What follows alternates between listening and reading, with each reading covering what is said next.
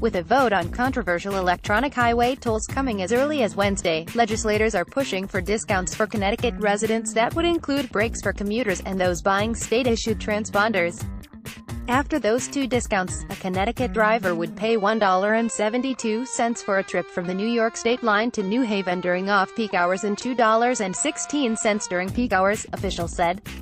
Under a proposal being considered by the legislature, all drivers would be required to pay tolls that would be 25% higher during rush hour when traffic levels are at their peak. Those buying a Connecticut Easy Pass would receive a 30% discount over those with passes purchased in other states. With the discount, they would pay 5.5 cents per mile during rush hour, compared to 7.9 cents per mile for those with an out-of-state Easy Pass. Commuters, defined as drivers who make more than 41-way trips per month, would receive an additional 20% discount, lowering their rush hour costs to 4.4 cents per mile. House Speaker Joe Arasimovich of Berlin has promised a vote this year on tolls, win or lose. But Rep. Tony Guerrera, the legislature's top proponent of tolls, said he was still not sure about the outcome on a controversial issue that has been lobbied heavily for years. "We'll find out where the votes stand," Guerrera, a Rocky Hill Democrat, said Tuesday. Even if the measure passes this year, tolls will not be erected on state highways anytime soon because the bill calls for a two-step process and two votes by the legislature. First, the legislature needs to vote for the state transportation department to conduct a study to determine the location of the overhead toll gantries. Second, the legislature would need to vote again next year after the study is completed. While the statistics are preliminary and could change, state officials believe Connecticut could collect $450 million per year from out-of-state drivers and as much as $1.3 billion overall per year, depending on the toll rates. As the toll money starts being collected, the legislature could begin decreasing the 25 cents per gallon gasoline tax, lawmakers said. Even if the measure passes narrowly in the State House of Representatives, some lawmakers are skeptical that tolls can be approved in the Senate, which is evenly divided between Republicans and Democrats. Republican lawmakers have been stridently against tolls. Senate Republican leader Len Fasano of North Haven said state officials have not calculated how many drivers will exit the highways in order to avoid the tolls, cutting deeply into the money that state officials believe they can collect. "I have a very skeptical belief that tolls are going to produce what everyone is saying," Fasano told The Current. "This is just absurd. This toll stuff is a misnomer. It's a money grab. Enough is enough." Deputy House Republican leader Vincent Candelora of North Branford said the discounts are not enough of an incentive for him to support tolls. "We can't lose sight of the fact that Connecticut residents will pay more," he said.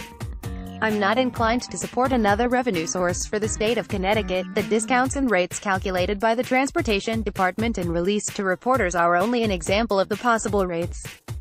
Those could change, depending on the outcome of the study and the decisions by the legislature. The federal government allows you to have multiple discounts," Guerrera said.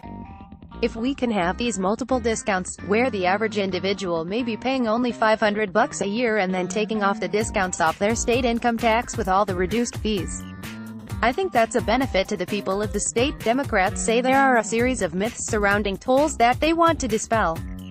Among those is that if the state installs tolls on I-95 it would be required to pay back federal highway funds. "We don't have to pay back a dime of any federal funding," Guerrera said. In addition, federal law states that revenue from tolls must be used for transportation-related expenses, rather than being diverted for other uses. The reality is, and the commissioner has said, that if we don't move forward with a plan that puts money into the Special Transportation Fund and allows us to do our projects, we're going to see train and bus fares go through the roof, Arasimovich said. "We are also going to see projects being pulled back, and that affects every community. We all have a stake in this, and we all have to take collective action." House Majority Leader Matt Ritter of Hartford cautioned that lawmakers are taking a two-step process. "There can be no tolls on Connecticut roads when this bill passes without another vote in the Connecticut General Assembly," Ritter said. Current staff writer Sandra Gomez Aceves contributed to this report. Caption: Ariella Botts, 5, of East Hartford, was born with a severe muscular disorder called Nemeline myopathy that requires round-the-clock care from a visiting nurse. Her mother, Rachel, talks about how the service is threatened by a state cutback that would lower the reimbursement from Medicaid. Without the visiting nurses, like Livia Brown, seen caring for Ariella, she would be in a medical foster home or a hospital or long-term care facility, probably at higher cost.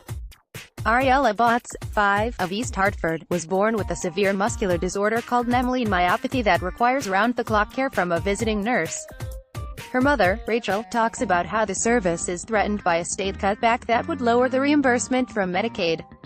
Without the visiting nurses, like Livia Brown, seen caring for Ariella, she would be in a medical foster home or a hospital or long-term care facility, probably at higher cost.